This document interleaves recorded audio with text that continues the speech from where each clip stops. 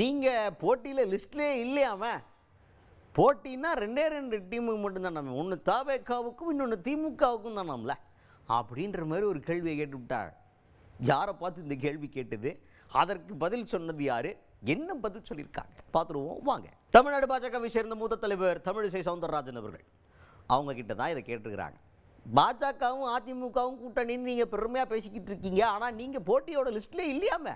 போட்டிங்கிறது திமுக கூட்டணிக்கும் தாவேகாவுக்கும் தான் அப்படின்னு சொல்லிட்டு மூத்த அரசியல் தலைவர் ஒருத்தர் கருத்து சொல்லியிருக்காரு அப்படின்னு கேள்வி கேட்டதுக்கு தமிழிசை சவுந்தரராஜன் அவர்கள் என்ன சொல்கிறாங்க அப்படின்னா, அப்படியெல்லாம் நம்ம சொல்லவே முடியாது, இருக்கிறதுல மக்கள்கிட்ட என்ன ரெஜிஸ்டராக இருக்குது அப்படின்னா இப்போ திமுக கூட்டணி மீது அதிருப்தியில் இருக்கிறாங்க.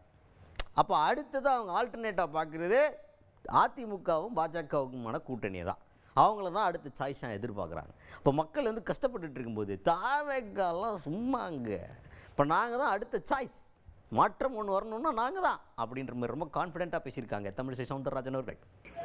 இல்லை இல்லை அது சொல்ல அதெல்லாம் இல்லைங்க. இன்னைக்கு பாஜக அதிமுக கூட்டணி தான் பலமான கூட்டணி, நேர் எதிர்கட்சியான கூட்டணி அந்த கூட்டணி தான். அதனால பல பேர் பல கருத்துக்களை சொல்லலாம். அதனாலதான் விஜய் அவசரமா திமுக பாஜக மறைமுக கூட்டணின்னு ஒரு அறிக்கை விடுறாங்க. நான் கேட்கிற நேரடியா அதிமுகவும் பாஜகவும் கூட்டணி அமைத்திருக்குதுங்க.